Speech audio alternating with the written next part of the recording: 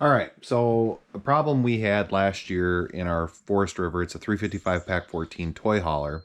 Um, an issue we ran into last year was we like to boondock out on our, we have some private land set up. Now, the problem you have when you boondock is you're usually in some remote area and you are susceptible to the elements and also susceptible to the little rodents and other critters that happen to live out there. So the issue that I didn't know we had until this year, we're getting ready when we had the camper stored during the wintertime, was that mice had gotten into our camper. Now we knew this because of the evident droppings and a couple things were chewed. So we took care of that through different types of traps and unfortunately some poisons. Then thought everything was fine, thought we had nipped everything in the bud. Well, this spring we're getting ready to go camping in Tennessee, and just in going through and making sure everything was working on the camper, it was discovered that I did not have any airflow from my furnace to the front bedroom and bathroom, very low. So, and in doing a little bit more digging and researching the issue, I discovered that the front vent on the Forest River is actually made of the main ductwork that goes through the bottom. So it'll be the floor of the bathroom into the bedroom, was actually styrofoam. The mice got into that ductwork, chewed it, actually opened it up. So basically when the furnace is kicked on, that air does not go to the vents. It finds the path of least resistance and then goes into the wall space. So I'm going to do a little bit of a video kind of showing how I'm going to repair that. And if that helps you, great. If not, then just you can scroll on from this point. So first of all, I'm going to show you where I'm working and what the damages is. So I'll take you up into that area now.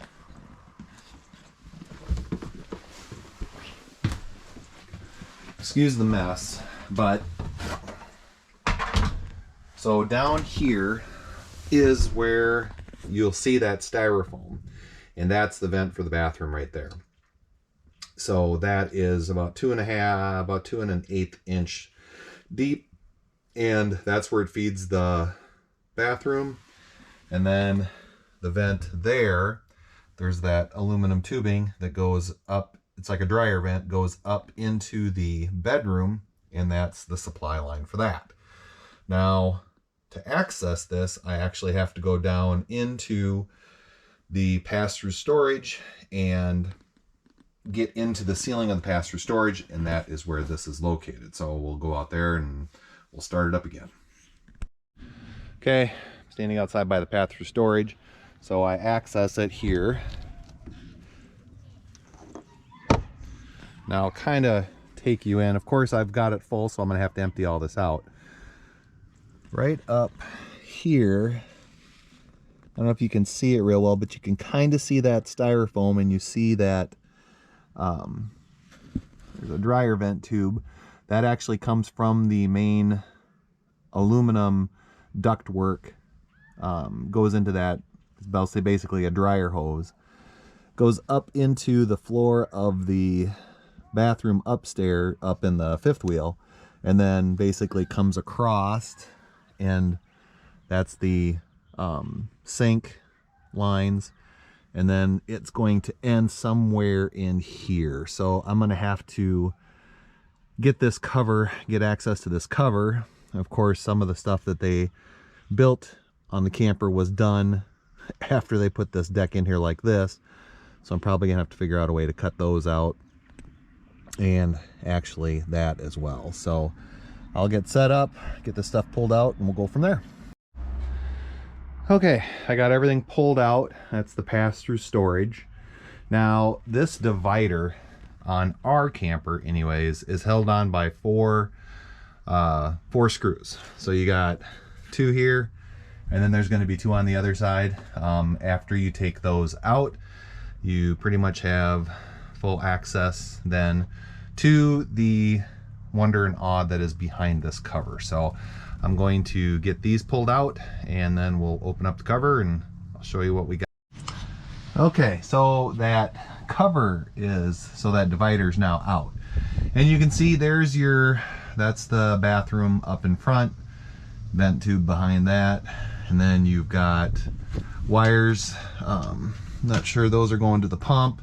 This is the dryer vent line. Basically it comes up from that main trunk, comes up to here, and then goes into that wonderfully expensive styrofoam chase that then goes through this cover and, like I said, terminates up here in the ceiling somewhere. Now I'm kind of on the fence on how I want to take this out. I could try to notch out these sides and then remove this whole cover. Actually what I've decided to do is I'm going to take an oscillating tool and I'm going to cut it, follow a straight line down through here, and then I will pull down this side. I'll pull down this side enough to get access to it. I'll leave this up since I don't really want to start messing around with any of these plumbing lines. I mean, even if I cut that out, if I notch it all the way back to the edge, I would have to then remove the entire cover, which I think is going to be pain in the neck actually, because then I'd have to try to pull it out of here and I don't think I'd be able to do it, and then it would be very difficult to get it to go back up. So I think I'm just going to cut an access here and then resecure it, and we should be good to go. So I will start that and I'll show you the end result. Okay, so I have made my cut. I decided to use my handy dandy oscillating tool. Works great if you don't have one. I've found a bajillion uses for it, so it's a great tool to have. So basically what I did was I cut the header right down where that one floor support is, and I have now exposed that awesome styrofoam chase. So I'm going to pull this out now, maybe. Actually, there's a couple screws down there, but I don't think it matters anymore. So let's take those out. And this is what we got. So you can see down here where they got in, chewed that. So when this thing would fill up with air, it would all escape right there. And that wasn't very nice of them, little jerks. So I'm going to replace this piece of styrofoam with an adjustable dryer vent. So we're going to give that a try, get that secured back up in there, and we'll go from there.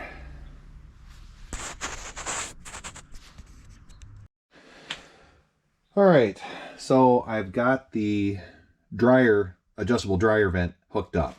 So up here, what I did was I put the dryer vent up tight to the floor, and then I used a 4 1/8 inch hole saw, metal one, to cut through the duct. So the hole was already there for the vent, and I just used that as my guide to go down through the duct to cut that hole in. Then I wrapped it with aluminum tape in order to seal that up real good, and then I'm going to reinstall the vent there, and then we should be good. Fingers crossed. Here I still have to replace this duct because those lovely little critters did manage to chew through this as well too, and I'll be replacing it with a little bit more of a sturdy duct work, and then I'll get that hole sealed up as well. So I'll go down and take you down into the pass-through storage and let you see what that looks like. Okay, so I'm done with the repair. I didn't, film the whole process because it would have taken forever, and you guys would have gotten bored with it right away. So I'm just going to show you what the end result was. So up here, you can see I've replaced with that dryer vent. It runs all the way back. I strapped it up to hold it in place, and right there is where the vent goes into where the furnace is located there, and then I'll put the storage cover back up. Overall, I think this was a great fit. The expandable dryer vent fit perfect in there, and it'll it's a lot better. The only thing is it's not insulated like the styrofoam one was, but I think for the amount of time that we're actually going to use the furnace, because we're not going to be you know, year-rounders in this camper, just need to take the chill off in some cold nights. But at least now I'm going to have pressure going to the bedroom for the heat, and I'm really happy about that. I think the repair turned out great. Keep in mind, these campers are built, seems like everyone's built on a Friday, and they try to get them knocked out as quickly as they can. And a lot of times you can do these repairs yourself. I could have taken this in and gotten it fixed underneath warranty, but the dealer that we service, that we purchased it from, actually is about an hour and a half away. And the wait times now for service departments is months. And a lot of times when you do your own repair, I found that I can actually make things a little bit better than what they were, because I'm spending that individual time working on it, rather than it going down the assembly line with 30 other campers. So I'll throw this out there, so if anybody has any questions on this repair, just let me know, reach out to me, and that's all we have for now. So thank you very much and have a great day.